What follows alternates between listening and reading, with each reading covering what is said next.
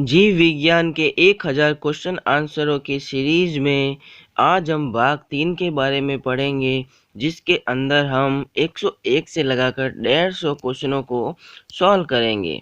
ठीक है, तो स्टार्ट करते हैं आज की क्लास। नंबर 1, 101 मधुसूदनी इंसुलिन अंतःस्राव एक ग्लाइकोलिपिड होता है। 102 मानव शरीर में पैरों की हड्डियां फेबिया और टिबुला होती हैं।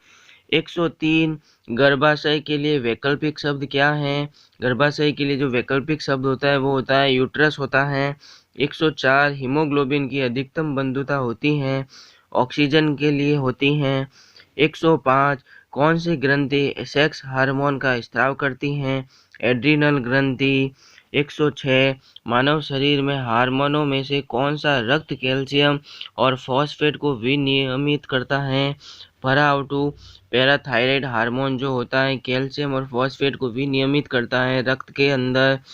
107 मानव में शरीर के किस भाग में शुक्राणु डिंब को निषेचित फर्टिलाइज करता है? डिंब वाहिनी फैलोपियन ट्यूब जो होता है उसमें करता है। 108 जब वक्र कार्य करना बंद कर दे तो कौन सा पदार्थ जमा होता है? रक्त में मूत्र जनित अपशिष्ट पदार्थ जमा होता है।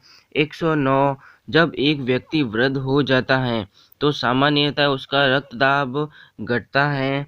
110 मानव शरीर में पूंछ कौन सी संरचना में संलग्न होता है? बृहदांत्र में संलग्न होती है। 111 किस प्रक्रिया द्वारा ऑक्सीजन श्वसन के दौरान रुधिर में प्रवेश करती है और उसे छोड़ती है? परासरण के द्वारा। 112 कौन सा एक अंग वसा का भंजन कर कोलेस्ट्रॉल उत्पन्न करता है? यकृत करता है। 113 सेरेब्रम किससे संबंधित है? सेरेब्रम जो होता है मस्तिष्क से संबंधित होता है। 114 मनुष्य के मस्तिष्क का सबसे बड़ा भाग है प्रमस्तिष्क। 115 मानव शरीर की कौन सी कोशिकाओं में सबसे कम पुनर्योजन शक्ति होती है? तो मस्तिष्क कोशिकाओं में सबसे कम पुनर्योजन की शक्ति होती है। 116 किसी मृत प्राय व्यक्ति का गुर्दा लेने के लिए उसे किस स्थिति में होना चाहिए? केवल तंत्रिकीय प्रक्रियाओं का अवसान होना चाहिए उसके अंदर। 117 यदि एक पिता का रक्त वर्ग ए है और माता का रक्त वर्ग ओ हो तो बताइए उसके पुत्र का वर्ग कौन सा वर्ग हो सकता है? ओ हो सकता है। 118 कोई बी प्रकार के रुधिर वाला व्यक्ति किसी आकस्मिक संकट में किस प्रकार के रुधिर वाले व्यक्ति को रुधिर दान कर सकता है? तो बी वाला जो है ए बी या बी को ही रक्त दान कर सकता है। यदि माता पिता में से एक का रुधिर वर्ग ए बी है और दूसरे का ओ है तो उनके बच्चे का संभावित रुधिर वर्ग होगा ए या बी होगा। 120 संतानों की भ्रूणीय अवस्था में माता के गर्भाशय के अंदर ही रक्त का थक्का बनने से मृत्यु हो जाती है।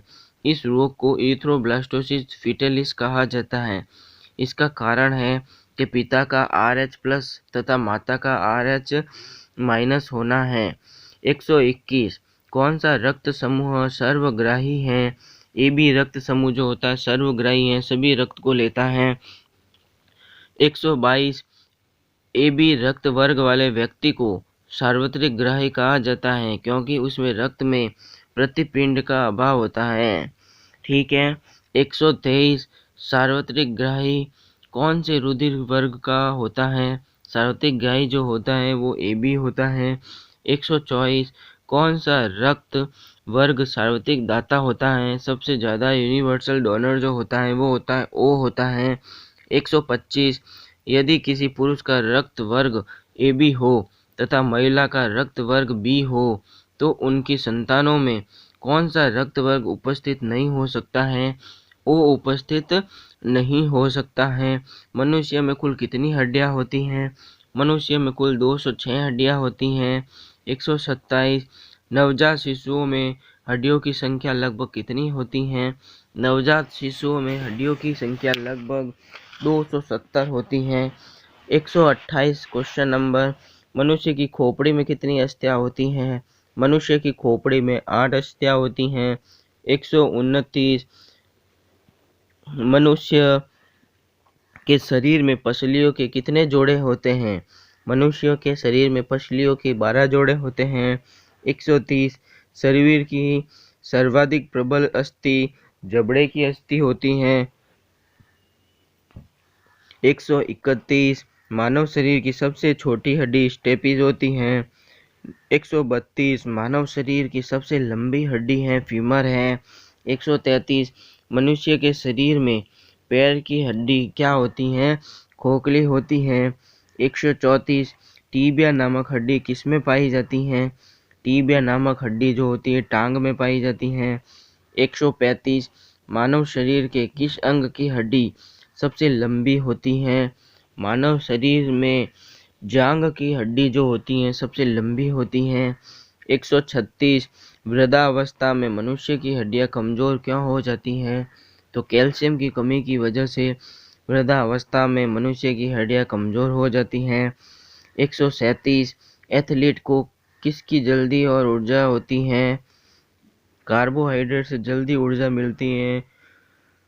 138 लंबे समय तक कठोर शारीरिक कार्य के पश्चात मांसपेशियों में थकान अनुभव होने का कारण ग्लूकोज का अवक्षय है। 139 रक्त ग्लूकोज स्तर सामान्यतः व्यक्त किया जाता है भाग प्रति मिलियन में व्यक्त किया जाता है। 140 शरीर में ऊतकों का निर्माण किससे होता है? शरीर में ऊतकों का निर्माण जो होता है वो प्रोटीन से होता है। 141 प्रोटीन को माना जाता है शरीर का निर्माण करने वाला माना जाता है प्रोटीन को। 142 एंजाइम मूल रूप से क्या है? एंजाइम मूल रूप से प्रोटीन होता है।